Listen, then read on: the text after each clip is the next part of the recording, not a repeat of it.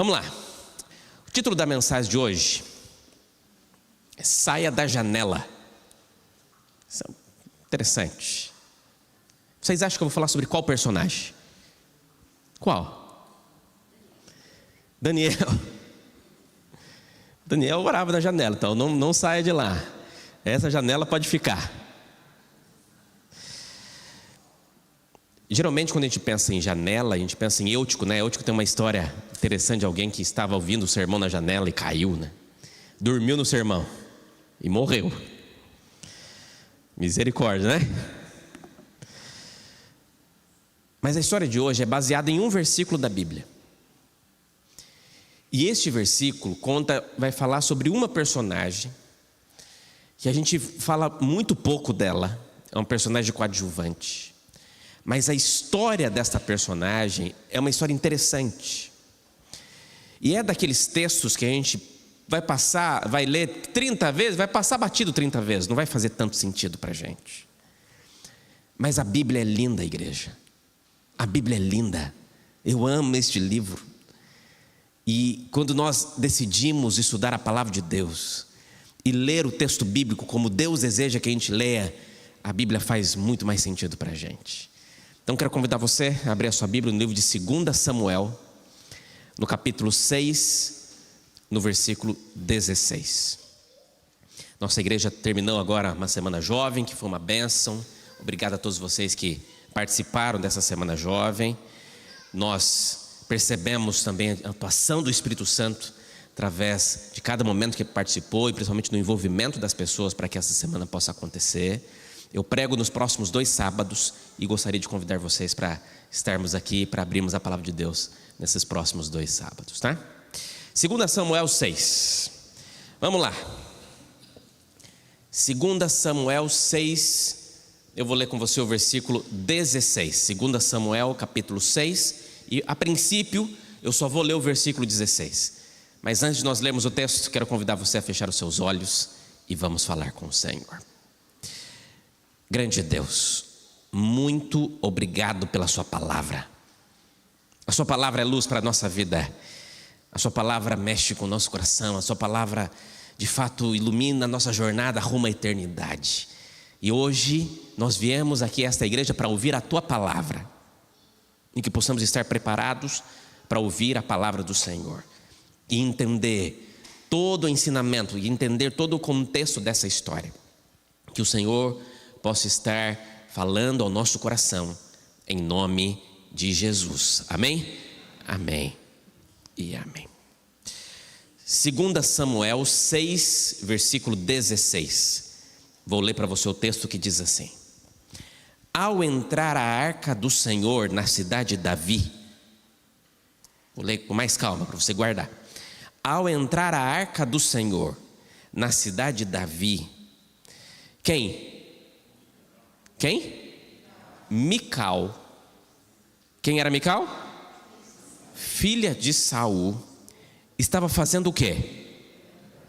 Olhando pela janela.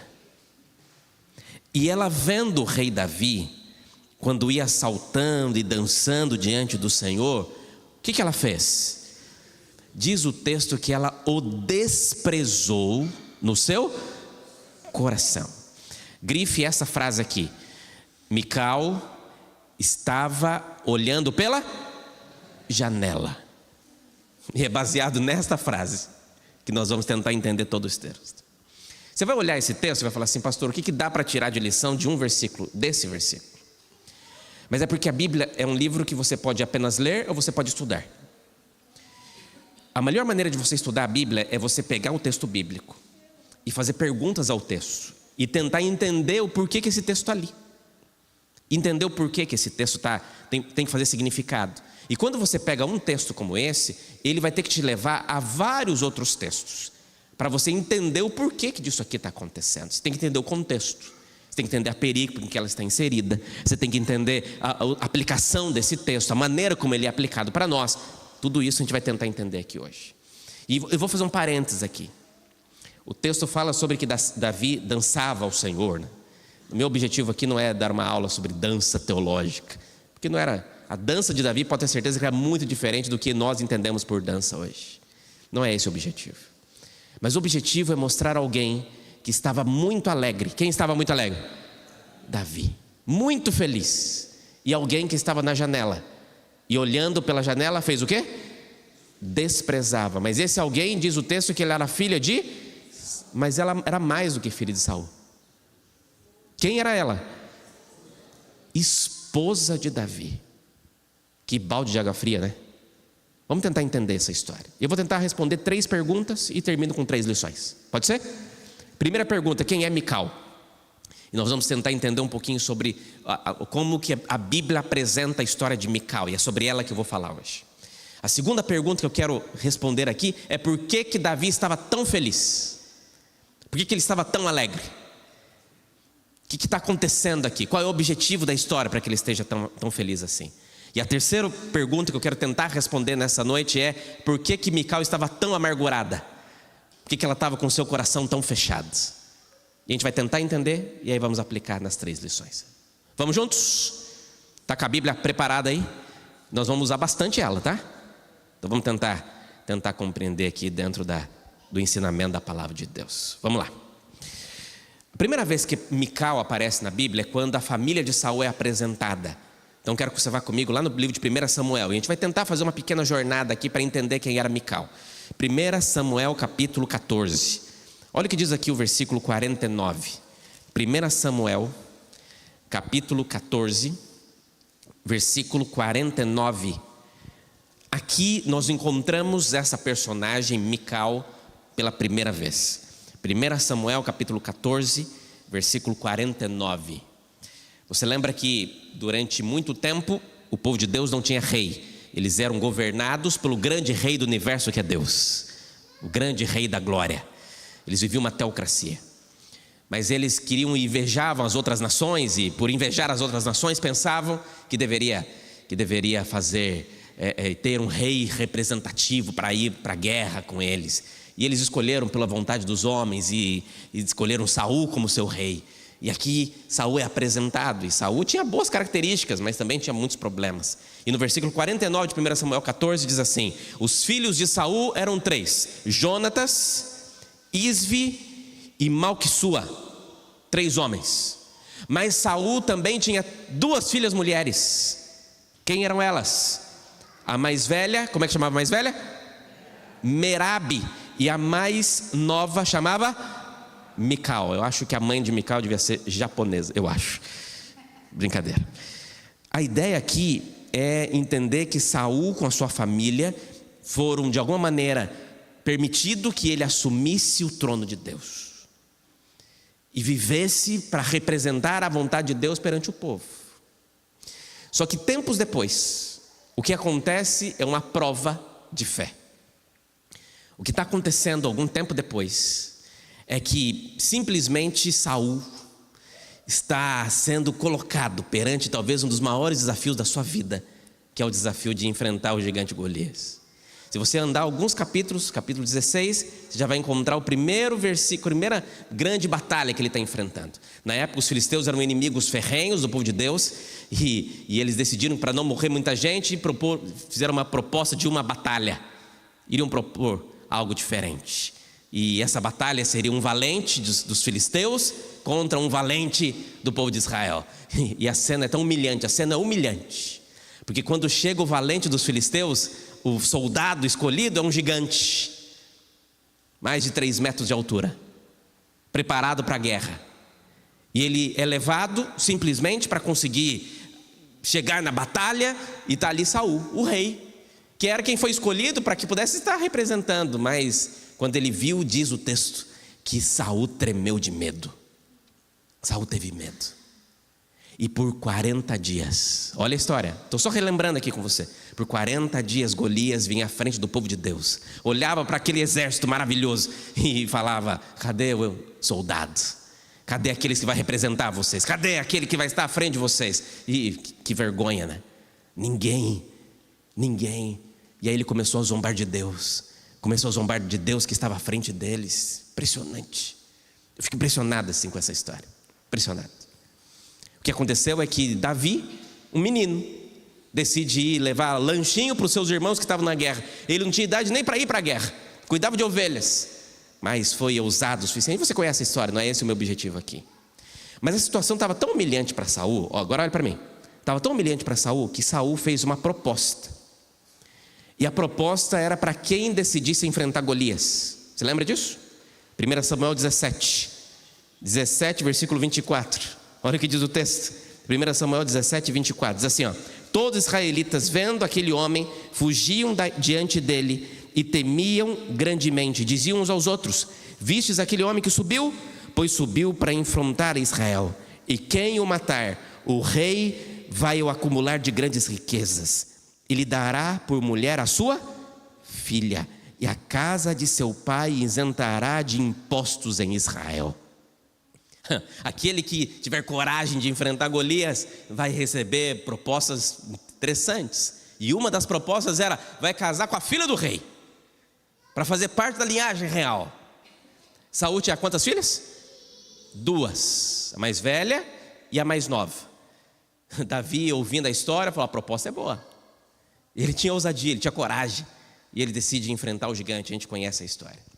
O que acontece depois da vitória de Davi contra Golias, no capítulo 18, é que chega o momento em que Davi recebe a oportunidade de conseguir, de alguma maneira, casar-se com a filha. Olha o que diz o verso 17. Então disse Saul a Davi: eis aqui Merabe, minha filha mais velha, que te darei por mulher, se me somente filho valente, guerrei as guerras do Senhor. Porque Saul dizia consigo: não seja contra ele a minha mão, e sim a dos filisteus. O que está dizendo aqui é: Davi, você ganhou, né?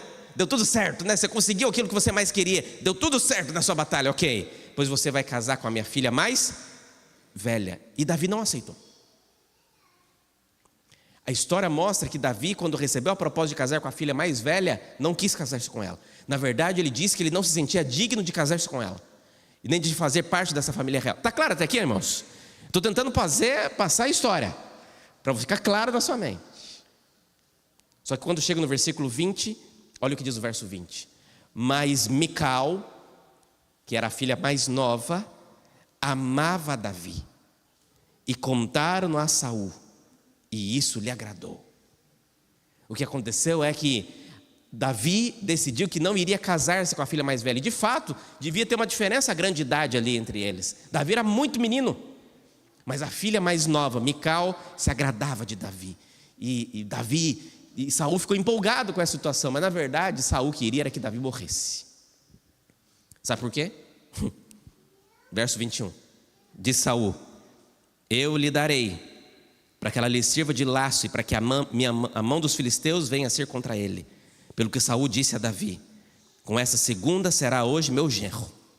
E ordenou aos seus servos: falai confidencialmente a Davi, dizendo: eis que o rei tem afeição por ti, e todos os seus servos te amam. Consente, pois, em ser genro do rei.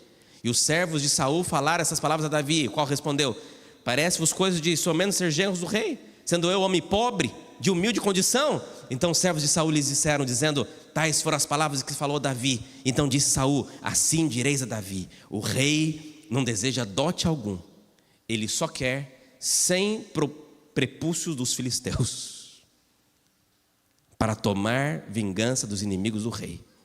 Porque Saul tentava fazer cair Davi à mão dos filisteus. Saul falou assim: eu aceito que minha filha Mical case com você, Davi. E tentou de alguma maneira fazer com que ele fosse convencido de que Davi deveria se casar com Mical. Mas para isso Davi teria que trazer 100 prepúcios de filisteus. Não vou explicar. Resultados: na cabeça de Saul, ele iria ser morto pelos filisteus. Isso não é coisa para se pedir a ninguém. Na verdade, o que aconteceu é que Davi trouxe 200. Olha que vontade de casar com Mical, hein? 200. Matou 200 soldados filisteus. A história continua no capítulo seguinte. No capítulo 19, nós encontramos aqui a primeira vez em que Mical acaba usando, depois do casamento, a oportunidade de ajudar Davi. Saul tenta mais uma vez. Saul durante toda a vida tentou perseguir Davi, né? Tentou levá-lo à morte. No versículo 12, então Mical desceu Davi por uma janela e ele se foi, fugiu e escapou. Mical tomou um ídolo do lar e o deitou na cama. E pôs-lhe a cabeça um tecido de pelos de cabra, cobriu com manto, tendo Saul enviado mensageiros. Interessante que aqui Mical consegue uma maneira, descobrindo por antecedência de que seu pai estava disposto a matar o seu marido. Mical decide que vai proteger o seu marido. Se Mical está disposto a colocar até a sua própria vida em risco para proteger a vida do marido, de fato mostra que Mical tinha certo amor por Davi, tinha um certo apreço por ele. Interessante. A história mostra uma jovem que aceitou, se tornou esposa daquele que era a grande celebridade daquele momento, o vencedor, o menino baixinho que venceu o gigante dos filisteus, que fez com que o nome de Deus não fosse envergonhado, um homem valente, corajoso, um temente a Deus, e ela está próxima dele. Depois ela teve até que tentar se ver com seu pai e quase morreu nas mãos do seu pai. Muitas coisas aconteceram aqui na história. Só que quando chegamos no capítulo 25, veja bem, estou só relembrando com você a história de Mical. Quando chegamos no capítulo 25, acontece uma outra cena. Verso 44. 1 Samuel 25, 44 diz assim. Você vai entender por que eu estou contando essa história para você. Verso 43 diz que Davi tomou a Ionã de Jezreel e ambas foram suas mulheres. Davi tinha uma vida errada na vida de relacionamentos, e ele chama mais 2 mulheres para ser sua esposa. Mas por que ele fez isso? Verso 44 explica. E olha o que diz o verso 44. Porque Saul tinha dado sua filha Mical, mulher de Davi, a Paute, filho de Laís, o qual era de Galim. O que Saul fez? Tomou a filha de Davi e fez com que Mical se casasse com outro. A gente não sabe o motivo, mas possivelmente ao Saul perceber que Mical, sua filha, estava de fato apaixonada e disposta a ajudar Davi, e como Saul odiava Davi de todo o coração, Saul falou assim: eu não vou deixar minha filha permanecer com este homem que é meu inimigo. Eu pensei que com ele dei a condição para que ela se casasse, para que de alguma maneira os filisteus matassem Davi, mas pelo jeito não está dando certo. A dupla está dando certo, eu não posso deixar. Então tira esta mulher Mical das mãos de Davi como esposa e entrega para outro homem. O que a história está acontecendo até aqui é o Davi, que teve que matar 200 homens para casar com Mical, perdeu Mical para um, principalmente pelo pai dela. Que história, né, amigos? Interessante. Só que aí nós chegamos em 2 Samuel capítulo 3. O que acontece, pastor? Vou explicar. A história não para, né? 2 Samuel capítulo 3, amigos, é só... A Bíblia é assim. Você tem que ir para ver os detalhes dos pontos. Verso 13. 2 Samuel capítulo 3, verso 13. Aqui Saul morreu. Foi morto em batalha. E agora os soldados convencem Davi de que ele, que já tinha sido ungido por Samuel, deveria assumir o trono de Israel. E oficialmente deveria ser o novo rei. Davi é convencido de que essa era a vontade de Deus para ele, de que ele deveria liderar o povo, liderar toda a nação de Israel. Mas ele faz uma exigência para que ele possa assumir o trono. E qual é a exigência? Respondeu Davi: bem, eu farei aliança contigo, porém eu exijo uma coisa. O quê? Quando vieres a mim, não verás a minha face, se primeiro não me trouxeres a quem? Mical, filha de... Não era só Mical que amava Davi. Aqui demonstra que Davi também se apaixonou por Mical. A história mostra alguém que falou assim: olha, eu assumo o trono, mas a minha exigência é de que Mical venha de novo. Eu quero de novo ter a minha esposa. Saul tirou ela de mim. Só que agora tem um problema. Porque você lembra que Mical fez o quê? Casou com outro. E esse, não, novela? Verso 14. Então enviou Davi mensageiros a Isbosete, filho de Saul, dizendo: dá-me de volta minha mulher Mical, que eu desposei por sem prepúdio filisteus. Então Isbosete mandou tirá-la a seu marido, a Paltiel, filho de Laís. E seu marido a acompanhou, caminhando e chorando após ela, até Baurim. E disse a Abner: vai-te e volta. E ele voltou, chorando. Diz que ele foi de luto para entregar a esposa que era dele, mas não era dele. Sabe, que nó, né, amigo? Que história. E diz que Mical casa-se novamente com Davi. E o marido, o ex-marido, sei lá o que é, fica lá, chorando de tristeza, de saudade da Mical. A Mical era interessante. Tá. Davi assume o trono. Tá claro até aqui, amigos? Davi assume o trono. Só que agora ele decide fazer algo especial. Davi toma a decisão que seria o marco inaugural do seu reino. Aquele símbolo que iria trazer de novo paz e alegria ao povo. Agora ele tem a sua esposa Mical de volta. Ela está em casa, no palácio. Agora ele já foi coroado rei. As coisas estão se encaixando, né? A novela está dando certo, é ou não é? As coisas estão indo bem, as coisas, mas agora Davi vai tomar a sua decisão. Então a primeira resposta que eu queria trazer para vocês é quem era Mical. Ficou claro quem era Mical? Entendeu a história? A segunda pergunta então aqui é agora, por que Davi está tão alegre? Qual o objetivo da alegria de Davi nessa história? E aqui nós entendemos um ponto interessante no capítulo 6. Vamos lá, 2 Samuel capítulo 6, nós entendemos qual é o grande motivo que faz Davi estar tão feliz. Verso 6, capítulo 6, versículo 1. 2 Samuel 6, versículo 1. Tornou Davi a ajuntar todos os escolhidos de Israel em número de 30.000.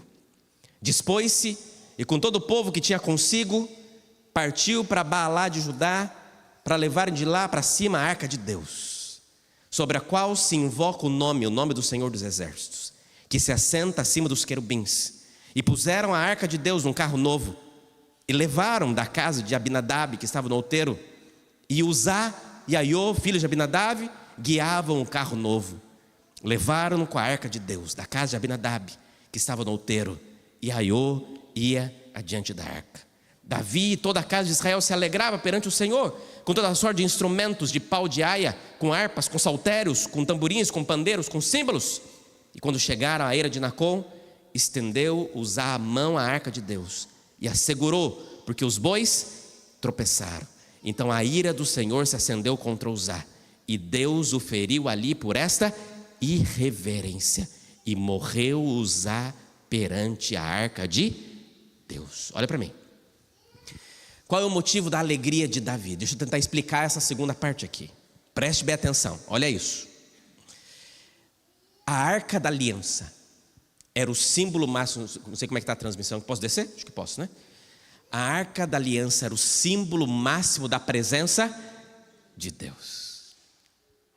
O povo de Israel entendia que tudo que eles mais precisavam na vida era a presença do Senhor.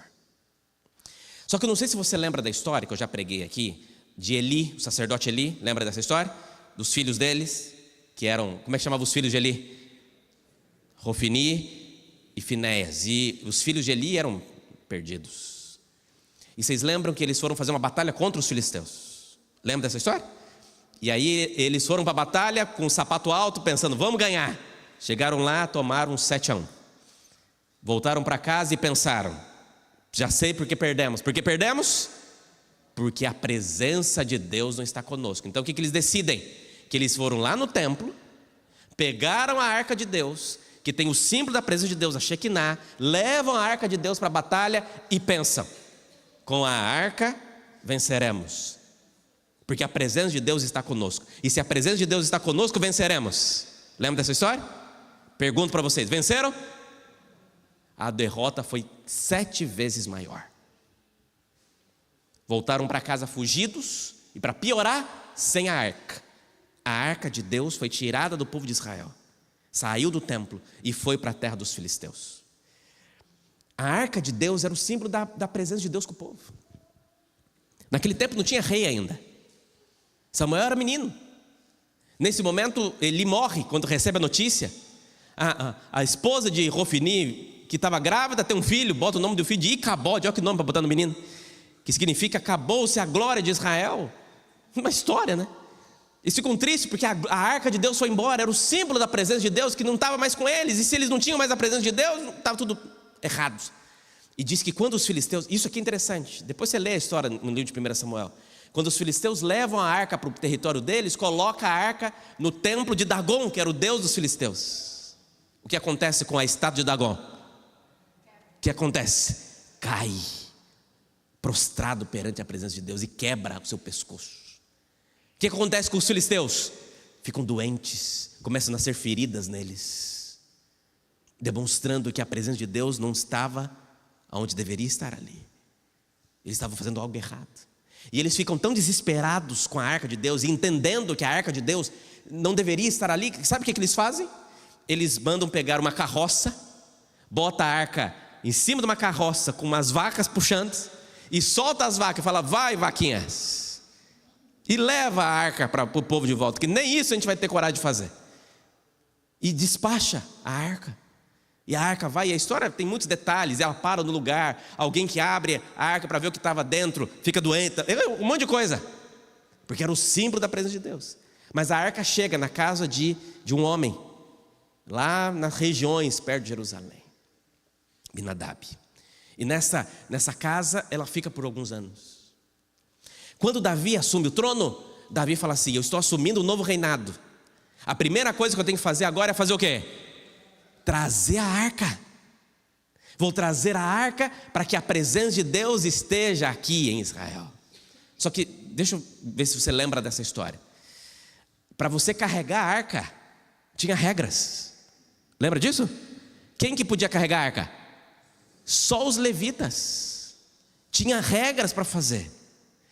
Quando Davi decide fazer essa cena, ele chama as pessoas, coloca fôlego no coração do povo, dizendo: olha, nós vamos ter a presença de Deus conosco de novo na cidade. E ele decide fazer algo interessante. Ele chama o povo e arruma um carro de boi. Já viram um carro de boi? Carro de boi, que faz barulho, né? E ele coloca a arca e faz uma caravana para poder levar a arca de volta, e cantando, e traz instrumentos, e eles cantam felizes, levando a arca de volta. Só que nisso a arca está ali, se pendendo, e Uzá, lembra da história? Estava olhando e viu que a arca ia, e o que ele faz?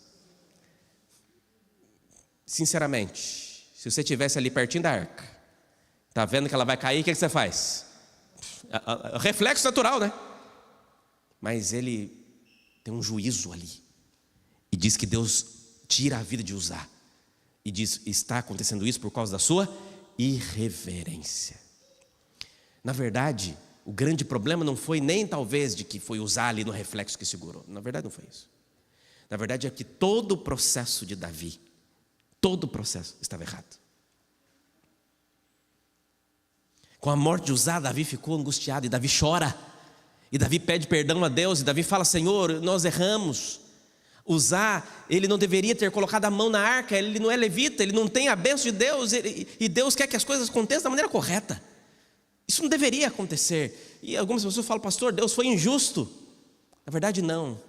Na verdade tem muitas coisas ali, vários detalhes de irreverência, de falta de respeito em tocar naquilo que é santo.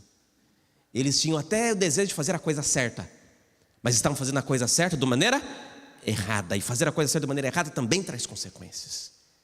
Uzá, na verdade, foi punido para mostrar ao povo todo de que Deus é um Deus de ordem, e de que você deve obedecê-lo, mas deve obedecê-lo de acordo com os princípios de Deus. O que aconteceu? Davi para o cortejo, para todos, para a festa, vamos consertar a rota.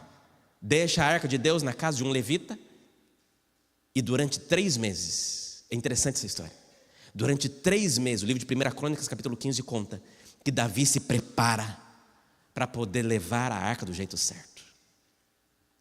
Por 3 meses Davi pede perdão a Deus, se consagra. Então a história que eu li da morte de Uzá aconteceu 3 meses antes da cena que é o nosso texto principal de hoje. 3 meses depois, Davi volta para aquela casa, decide pegar a arca, e agora do jeito certo, coloca os levitas. Cada 7 passos que eles dão, eles fazem uma oferta ao Senhor, levam as músicas corretas, cantam ao Senhor Deus, fazem o que tem que fazer, e Davi está feliz, porque agora Deus aceita, e a arca de Deus está voltando para casa, e Davi está contente. Ele coloca a sua roupa, que não era de rei agora ele coloca a roupa de servo, e celebra, porque a primeira grande coisa, o grande feito que ele faz, não foi matar Golias. O primeiro grande feito de um rei é trazer a presença de Deus para perto do povo, porque um líder que não traz a presença de Deus para perto do povo, não é um líder escolhido por Deus. E aqui Davi entende isso, e a história mostra que quando Davi está vindo, e está entrando na história, na janela, na cidade, quem está na janela? Quem está na janela? Mical. E Mical está brava. Diz o texto que Mical está desprezando Davi no coração. Por quê? Vamos ver o texto, versículo 20. O que Davi queria fazer? Versículo 20 diz assim: voltando Davi para abençoar a sua casa, Mical, filha de Saul, saiu a encontrar-se com ele e lhe disse: que bela figura fez o rei de Israel, hein? Eu consigo até imaginar ela falando. Você não consegue imaginar? Consegue imaginar a cara dela falando isso aqui? Que bela figura fez o rei de Israel, hein? Descobrindo-se hoje aos olhos das servas de seus servos, como sem postura se descobre um vadio qualquer. Nossa, forte, né? O que Davi estava voltando para casa para fazer o quê? O que ele está querendo fazer? Abençoar a sua casa. O que Davi está disposto é acertar a sua vida, porque agora a presença de Deus estava ali. E quando ele chega na cidade, ele está tão feliz, cantando, dançando perante o Senhor, por causa da bênção da presença de Deus, que agora quando ele consegue chegar com a arca de Deus naquela cidade, ele vai para casa feliz da vida, e Mical está na janela olhando a cena, e com raiva, com desprezo, e falando palavras fortes. Por que você está permitindo? Cadê a sua roupa de rei? Vê se isso é postura de um rei. Como é que pode você, como rei, estar aí pulando de alegria? Você não pode fazer isso. Você tem que estar aqui na janela também. Você tem que estar aqui junto comigo, olhando a cena. Você não devia estar lá pulando com eles. Olha, as pessoas viram você tirar a sua roupa de rei, botar essa roupa de linho, como um sacerdote, como um servo. Não, está errado. E Davi foi para casa para abençoar, e recebeu aquela expressão, um balde de água fria. Conhece a expressão, né? Um balde de água fria. Davi responde Mical. Então disse, porém, Davi a Mical: perante o Senhor que me escolheu a mim, antes que a teu pai e a tua casa, mandando-me que fosse chefe sobre o povo do Senhor, sobre Israel, perante o Senhor me tenho alegrado. Ainda mais desprezível me farei e me humilharei aos meus olhos. Quantas servas de que falastes dela serei honrado. E Mical, filha de Saul, não teve filhos até o dia da sua morte. E termina a história de Mical. Não se ouve mais falar de Mical. Davi foi para casa para abençoar a sua casa. E antes de chegar em casa com a bênção, Mical já estava com a maldição pronta. Mical já estava com o coração fechado. Por quê? Talvez ela estava triste. Talvez ela ficou inconsolada com o choro do seu ex, sei lá o que, marido, que ficou para trás e que teve que voltar e deixar ela. Talvez ela não queria voltar mais com Davi, não sei. Ou talvez ela estava de luto pela morte do seu pai, que tinha morrido na guerra. Na verdade, tantas coisas acontecendo, sabe? Mas ela não estava bem. Mas estava ali. Mas na janela, olhando. E não foi celebrar junto com seu marido. O que essa história, amigos, tem a ver com a nossa vida hoje? E eu li essa história de algumas maneiras. E achei interessante. E quero chamar a sua atenção para 3 pontos que eu acho que são lições importantes para nós hoje. Espero que tenha ficado clara a história para você. Mas o que podemos aplicar para a nossa vida dessa história? Primeira lição. Igreja querida, não seja gente da janela. Eu vou explicar isso melhor. Gente da janela é gente que não se envolve com a alegria do Senhor, mas fica na janela, reclamando daqueles que se envolvem. Gente da janela é gente que está amargurada.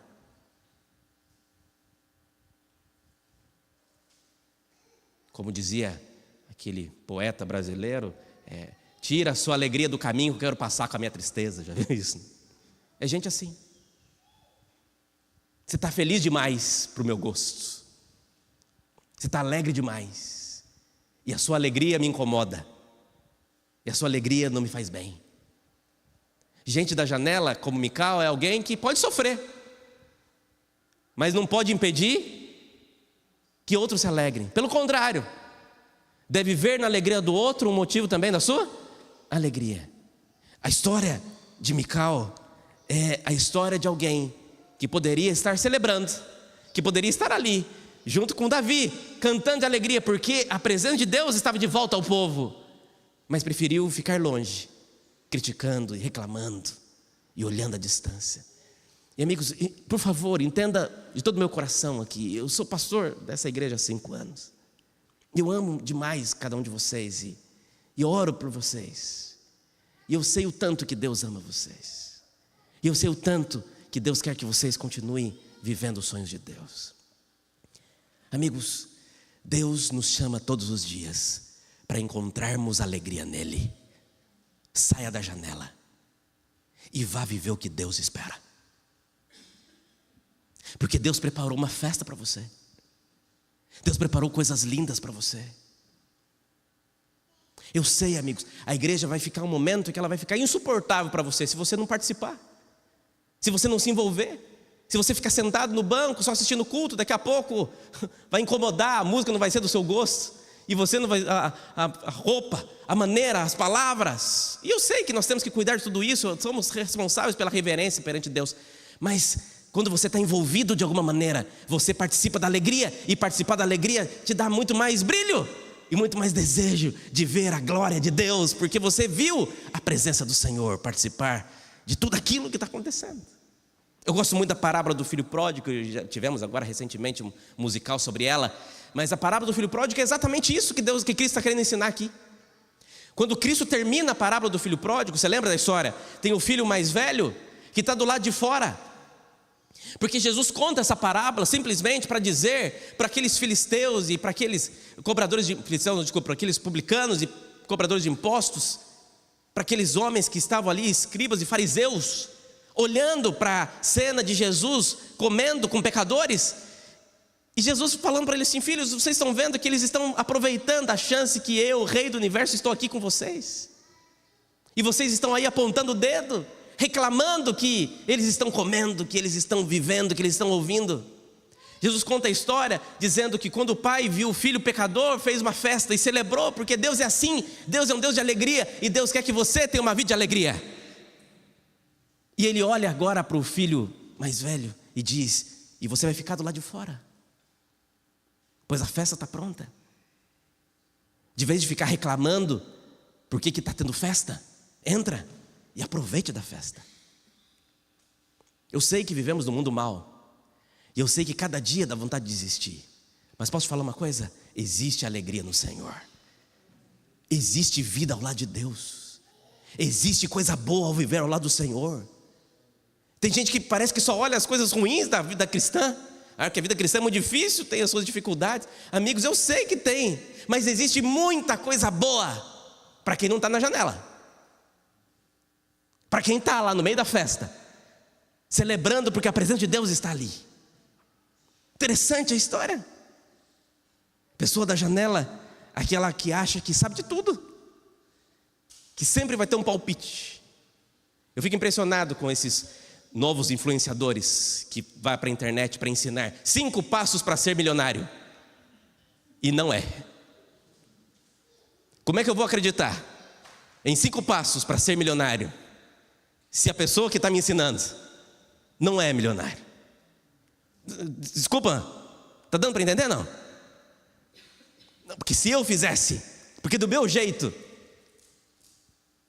eu vejo projetos como o da Semana Jovem, e para mim, a maior alegria da Semana Jovem que assistir de casa durante todos os dias, querendo estar aqui, mas assistir todos os dias, é ver a quantidade de pessoas, cada dia, adolescentes, crianças, jovens, bravadores, aventureiros, participando, se envolvendo, conversando juntos, cantando juntos. E sabe quem estava mais feliz? Quem estava junto, quem participou com eles, quem viu a alegria deles, quem celebrou com eles. Igreja querida, se alegre com aquilo que Deus faz. Existe alegria ao lado do Senhor. Acho que eu preciso dizer, né? Podemos ser menos amargos, podemos ser menos Mical e mais Davi. Mas Davi errou, pastor. Davi pecou, errou. Mas Davi tinha uma coisa: ele sabia pedir perdão a Deus. E por saber pedir perdão a Deus, Deus tinha perdão para ele. Segunda lição. Escute o que eu vou dizer. A primeira lição é: não seja gente da janela.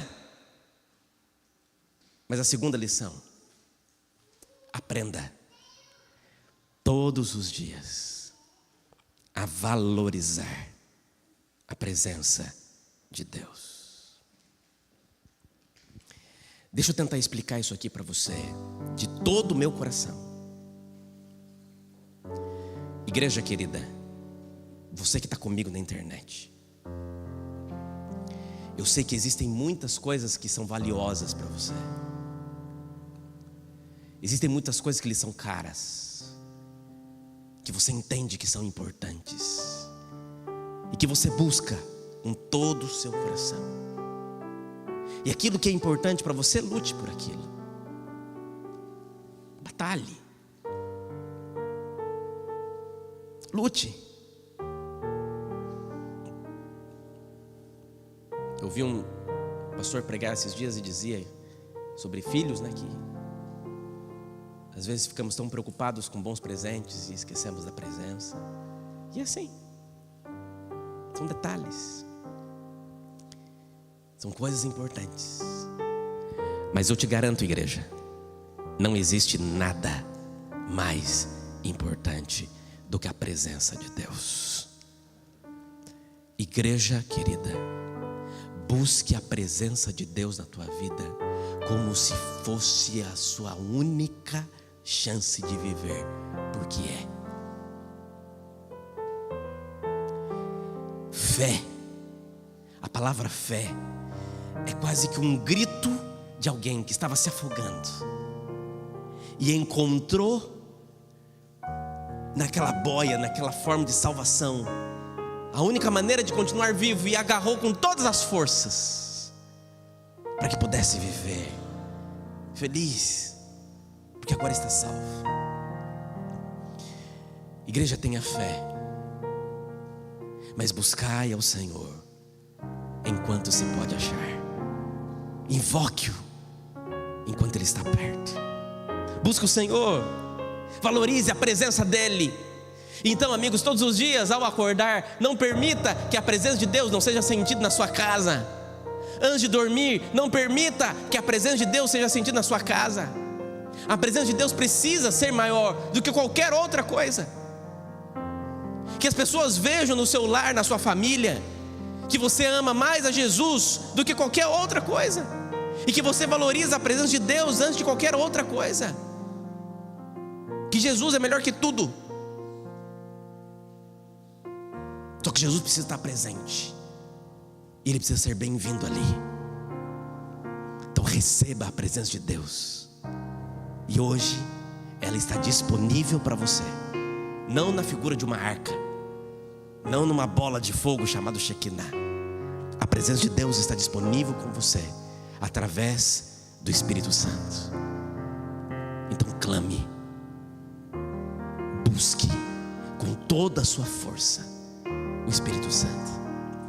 Davi encontrou brilho na vida quando ele entendeu quão necessário era o Senhor.